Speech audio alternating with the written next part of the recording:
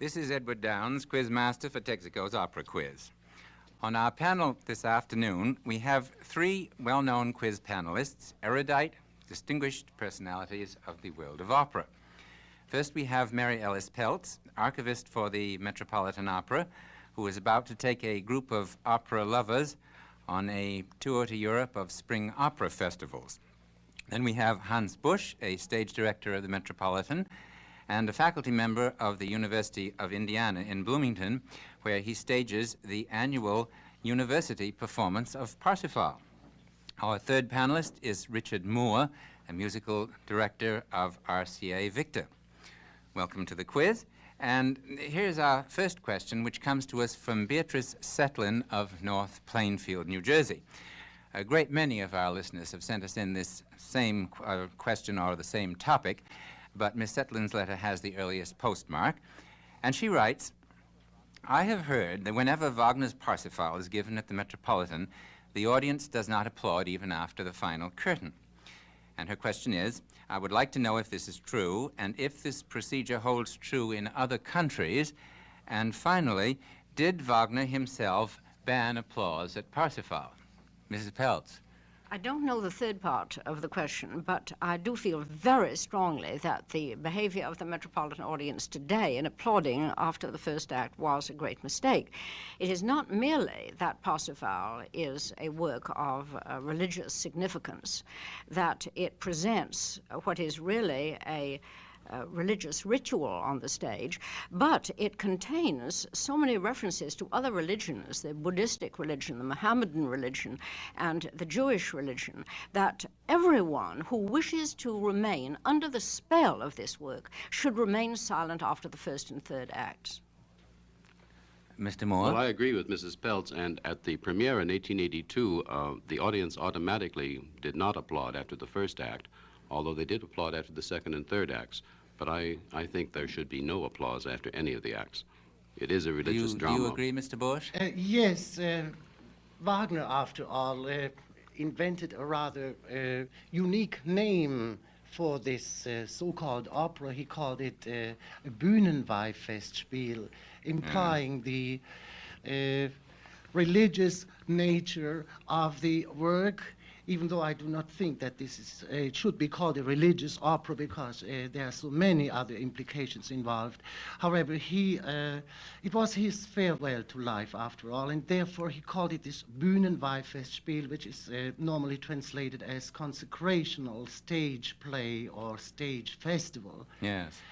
Which suggests his idea that the audience should remain silent at the end of the work, and particularly after the end of the first and third acts.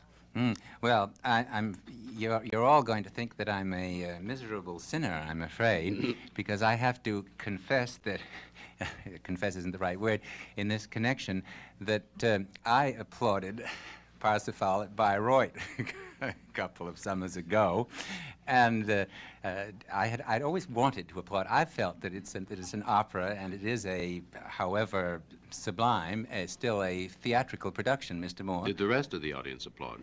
Well, I'm happy to say that many of them did, yes. Good. In fact, I was accused afterward of having started a cabal. Several of the audience started to applaud.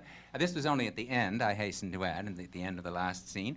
And, yeah, Mr. Busch? I happened to meet you at that performance, and I also applauded. You did? And being of the profession, I must admit that we like applause at the correct time, and yes. I see nothing wrong with an audience that is impressed and wishes to express its appreciation, even in the case of Parsifal. Yeah, well, I don't think one should carry this devotion too far. Well, you know, it was a very amusing thing after that performance when several of us applauded.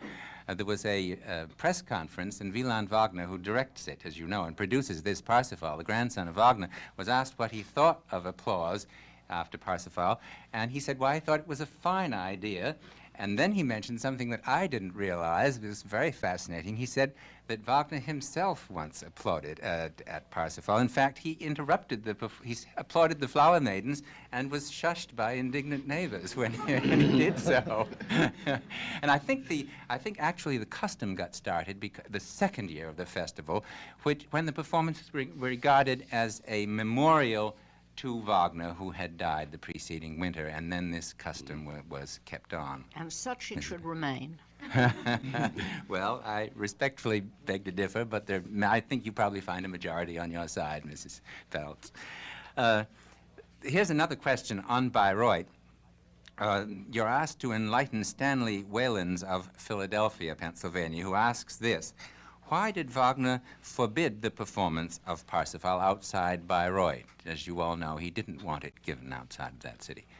Mr. Moore? I'm not certain that he exactly forbade it, but the first production came on at a time when his health was failing, and there were demands from other German cities at the time, and I think he was willing to have it done outside Bayreuth, but he felt it had to be done under his direct supervision and guidance, and with his failing health and his eventual death, I think Cosima was the one then who took over, perhaps misguidedly, his wishes and just closed it up in Bayreuth for a number of years as a great festival presentation. Mm-hmm. Mrs. Peltz wants to add something. Well, I think that what we said before about its being a memorial to Wagner is probably what affected Cosima. She probably felt it as a religious rite.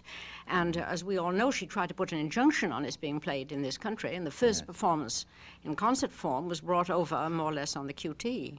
Yes. The yes. first score. Mr. Bush? I think Wagner felt very much in the case of Parsifal as Verdi felt in the case of Othello. He did not want to take chances. He was very apprehensive of the poor quality of operatic production at his time. Mm-hmm. And as Verdi wanted to make sure that Othello would be produced according to his own ideas and in a dignified manner. Yes. Wagner had been dreaming of Bayreuth for so many years that when this dream was finally fulfilled, he wanted to make sure that Parsifal would be produced according to his very personal wishes. Yes. And he certainly objected also to the average audience, which apparently in those days came late and left early, and he didn't want it to be a frivolous entertainment, as he said. Here's another question on Parsifal. This one's from Martha W. Bradley of Fayetteville, New York. When and where did the custom of performing Parsifal on Good Friday originate? I wonder if any of the members of the panel know that. Well, Sure. it was several years Mrs. Peltz. after the premiere at the Metropolitan, which incidentally was on Christmas Eve. And then for many years it was given on occasions like New Year's Day, Washington's birthday, various holidays. And then when Conried, the Metropolitan General Manager of the time, took it on tour through the country, and it was played all over the United States several times a week. Obviously, the date was unimportant. But I think it was the desire of the public to associate it with this time of the year, spring and Good Friday, which is mentioned so often in the opera itself. Yes, I'm sure it was, because of this very popular and wonderfully beautiful scene, which was, in a way, the central thought almost of the whole opera. Here's a somewhat less reverent question from Marie Irvin of Dayton, Ohio. She writes, a century ago, Meyerbeer's operas enjoyed the position of Verdi and Puccini's operas today. They dominated the French opera and enjoyed great international favor. But today they're almost never performed. And her question is, does the panel think that the evolution of tastes and fads, as she puts it, will find the long drawn-out works of Wagner will suffer a fate like those of Meyerbeer? Mr. Moore? Well, it's always rash to predict the future because tastes do change rapidly. I don't think Wagner will ever disappear as a fashion. I don't think it is a fashion. I think it's a great musical experience always. But as long as there are great Wagnerian singers, those will continue to be presented, those operas. I think the Meyerbeer operas disappeared to a great extent because they are grandiloquent showpieces, and in their own way, they are rather empty-headed. They are of their own era, their own period, and I'm certain if we could find the singers to cast Meyerbeer today, we would enjoy it, but not as much as Wagner, because it really has nothing to it except great spectacle, great difficulty, great beauty of melodic line. It's rather late 19th century vocal acrobatics. It's brainless and marvelous that it's done. Mrs. Peltz? And also, I think Meyerbeer represented a certain social class in Paris, which has long since passed away, a rather spurious kind of society. which certainly was never true of Wagner. Meyerbeer suited his own time. Wagner was written for the future. Yes, it was. What was this class you speak of, the special Parisian Well, I think group? that they were newly ennobled and newly rich in the Grand Opera period in France. Yes, and the opera was tailored very much for them. For them. Mr. Bush? I would consider Wagner's works as being timeless. Yeah. He could have taken a very easy way when, after the initial success of Rienzi, his friends suggested that he follow Meyerbeer's pattern. Instead, he set out on a very most revolutionary course with the Flying Dutchman and injected all kinds of philosophical and literary ideas into his works, which made him quite unpopular at the time of his early life. He chose the hard way, and I do believe that as Mr. Moore said so rightly, that the innate quality, the extraordinary sincerity that we find in his works makes them timeless, very much in the same manner as all the great works of the great masters such as Mozart and Verdi, for that matter. Well, I'm glad to hear you all so enthusiastic about it, because speaking of fads, Wagner is not especially fashionable right now. It seems to me almost the contrary. Here's something about composers that has very little to do with composing, actually. This comes from Eugene Hogan of Buffalo, New York, who wants to know, who are the composers who did not attend the world premiere of one of their own operas and give the details and why and where this was true in each case. In the first case, there was a warrant out for the arrest of the composer, Mrs. Phelps. This was Wagner, and he didn't attend the premiere of Lohengrin, although he sent the most elaborate details as to how it should be given, with the timing of every scene, and the timing added up to something entirely different from what he thought it was going to be. Yes, and incidentally, he did authorize Mr. Bush. Another one was Jacques Offenbach, who died before his the Tales of Hoffmann, the Count of Man, was ever performed. That's right. He couldn't go there. How about other travel difficulties? What composer had to miss the world premiere of 3 of his operas? Not because of Offenbach's difficulty in travel, but there were three operas that were given together. That might. It was Puccini. In the case of the Trittico, Yes. Yes. which I believe was performed for the first time at the Metropolitan The Opera. Metropolitan, yes. That And was a little far at that time. That was before the age of the jets. Well, and also it was just after the end of World War I, and travel hadn't really been reestablished so easily. How about this one? The composer stayed away from a premiere because he was so disgusted at all the publicity build-up. Mrs. Phelps. That was Verdi, who would not go down to Egypt to hear the premiere of Aida, Yes. because he objected to publicity. Yes, it's the opposite of some artists that we can think of.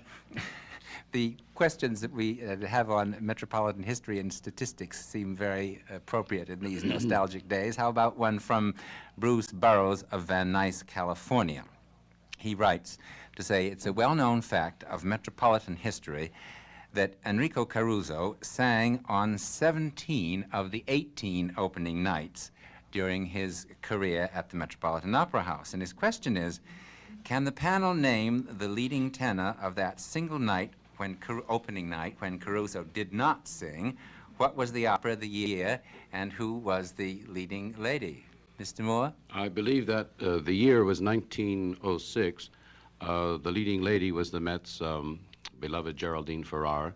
The opera was Gounod's Romeo and Juliet. Good for you. And the tenor was a French tenor, Charles Rousselier. Wow, that's terrific, Mr. I Moore. just happened to be reading about that recently. You really know your background. Right. And this was also the only thing that you didn't mention, which wasn't asked actually, Right. was, yes? No. It was Farah's debut. Yes, it was for So us. David. certainly the opera Right. was chosen for her, and Right. rather than for the tenor. Well, those chimes you hear mean, as I think you know, that our time is up for today because the third act of Wagner's Parsifal is almost ready to start. So thank you very much for being with us, Mary Ellis Peltz, Hans Busch, and Richard Moore. This is Edward Downes inviting you to be with us again next week during the second intermission of Gounod's Faust for another session of Texaco's Opera Quiz.